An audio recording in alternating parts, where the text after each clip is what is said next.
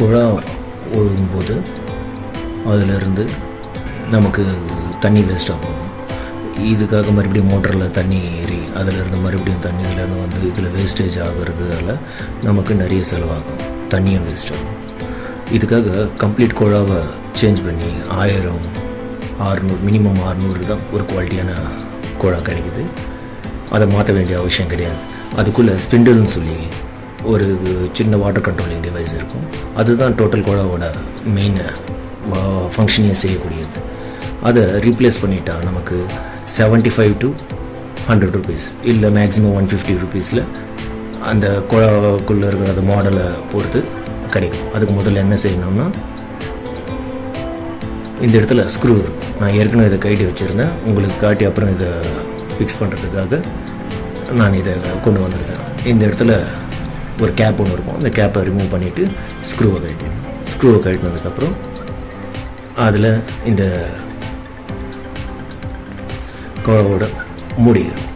இந்த மூடி ஸ்மூத்தாக ஹேண்டில் பண்ணி எடுத்திங்கன்னா கொஞ்சம் துருவு அந்த இடத்துல தண்ணி பட்டிருந்ததால் கொஞ்சம் ஒட்டினாப்பில் இருக்கும். அதை கொஞ்சம் பார்த்து கழட்டிக்கணும். இதில் ஸ்கொயரான ஒரு ஆங்கிள் இருக்கும். இந்த ஸ்பிண்டில்லையும் வந்து ஸ்கொயரான ஒரு ஆங்கிள் இருக்கும். அதனால் அதுலேருந்து இதை பார்த்து எடுக்கணும். இது உடஞ்சி மாட்டிக்கிச்சின்னா குழா வீணாக போயிடும். அதனால் கேர்ஃபுல்லாக வந்து அதை கழட்டிக்கணும்.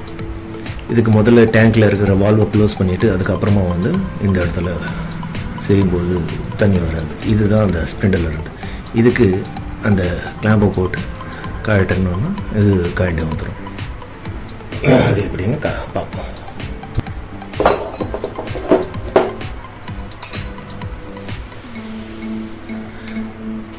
இதுக்கேற்ற நம்பர் வந்து 18. அதுக்குரிய ஏதாவது ஒரு ஸ்பெண்டர் போட்டு இதிலேருந்து இதை ரொட்டேட் பண்ணிக்கோங்க. நான் ஏற்கனவே இது கைடி வச்சுருந்ததில் ஃப்ரீயாக திரும்புது.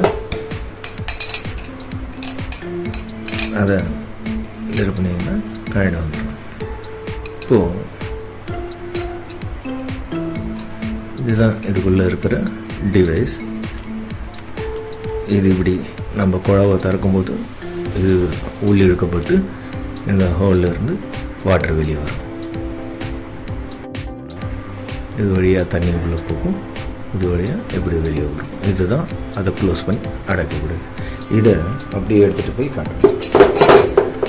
கடையில் ப்ளம்பிங் கடைகளில் போய் காட்டும்போது இந்த டிவைஸ் இதையே பார்த்து அதுக்குரியதை வந்து கொடுப்பாங்க. நான் அதை காமிச்சு அதுக்குரியதை வாங்கியிருக்கேன். இது எனக்கு இங்கே மார்க்கெட் வேல்யூவில் 75 rupees கிடைச்சது.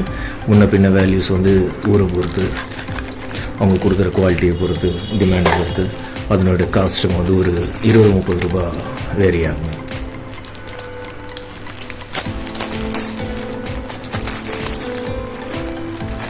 இதுக்குள்ளே இருக்கிற இது கரெக்டாக அதுக்கு சரியாக போகிறத பார்த்து செக் பண்ணி தான் அவங்க கொடுப்பாங்க. இதுக்கும் ஒரு ஸ்க்ரூ ஒன்று கொடுத்துருப்பாங்க. இதை எடுத்து வச்சுக்கோங்க. இது நீங்கள் அவங்களுக்கு காமிச்சிங்கனாலும் அவங்களே பார்த்துட்டு அளவுக்கு கரெக்டாக கொடுப்பாங்க. இப்போ இதனுடைய விளிம்புக்கு இது சரியாக ஃபிட் ஆகிற வரணும். இதுக்கு ஒரு வாஷர் கொடுத்துருப்பாங்க. அந்த வாஷர் கரெக்டாக மாட்டியிருக்கான்னு பார்த்துக்கோங்க. இல்லைன்னா வாட்டர் லீக்கேஜ் ப்ராப்ளம் வரும். இதை கரெக்டாக வேலை செய்யுதான்னு ஒரு முறை செக் பண்ணிக்கோங்க. எஸ், இது வேலை செய்யுது. இப்போ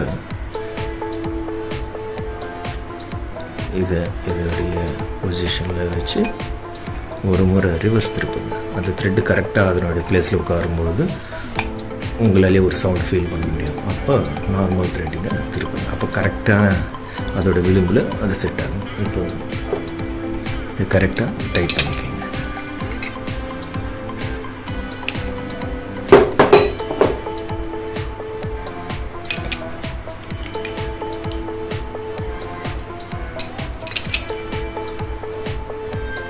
இதுக்கு 17 தேவைப்படுது.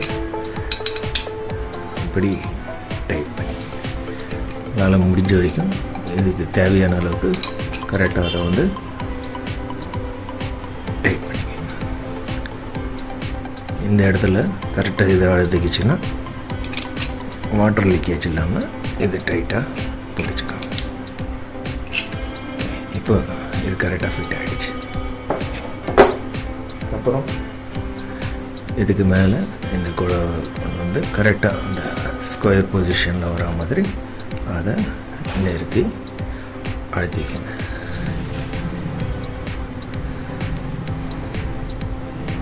உட்காரலன்னா அதை கரெக்டாக அந்த பொசிஷனுக்கு ஸ்ட்ரெயிட்டாக வச்சு கொஞ்சம் இது எக்ஸாக்டாக கரெக்டையும் அந்த பொசிஷனை கரெக்டாக திருப்புற அளவுக்கு இது செட் ஆகிக்கணும். இப்போ என்ன பண்ணுறீங்கன்னா அதுக்குன்னு கொடுத்த ஸ்க்ரூ பண்ணிங்க, அதை போட்டு டைட் பண்ணிக்கோங்க.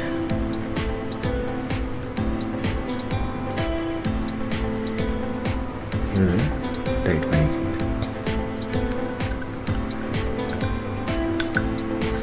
டைட் பண்ணும்போது தேவையான அளவுக்கு ப்ரெஷர் அதில் கரெக்டாக இருக்கான்னு பார்த்துங்க. ஷேக்கிங் இல்லாத வரைக்கும் எவ்வளவு டைட்டாக ஃபிட் பண்ண முடியுமோ அவ்வளோ டைட் ஃபிட் இதுக்கு கொடுங்க.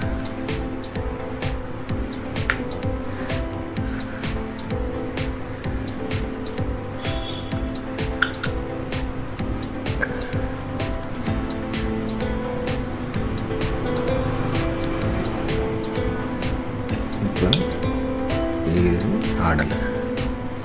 இப்போது தேவையான அளவுக்கு இது ஃபிட் ஆகிருக்கு. இப்போ இந்த குழாவுக்குள்ள எப்படி இதை ஃபிட் பண்ண போகிறோம்?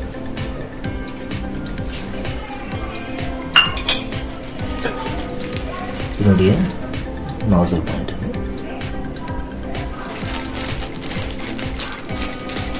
இதோட வாஷர் எடுத்துக்கலாம்.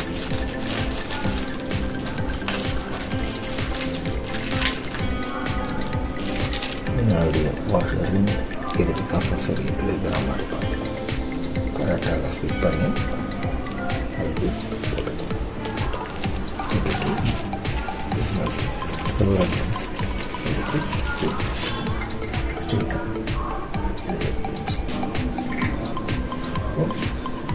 அப்படியே வாஷருடைய த்ரெட் இந்த த்ரெட் கரெக்டாக அதுக்குள்ளே ஃபிட் ஆகிற மாதிரி வச்சுக்கணும்.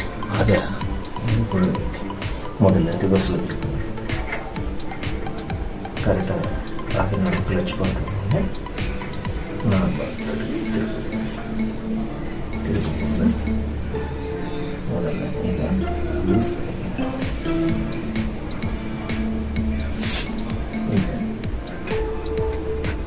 டைட் பண்ணிக்கணும்.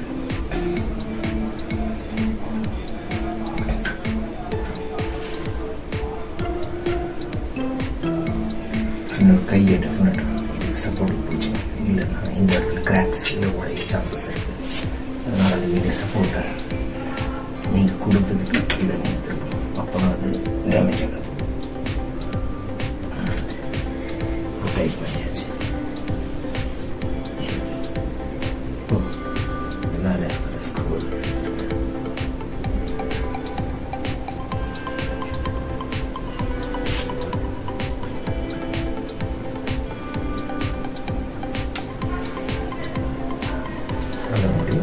வாஷரு டாப் வாஷரு அந்த மாதிரி வச்சுக்கோங்க.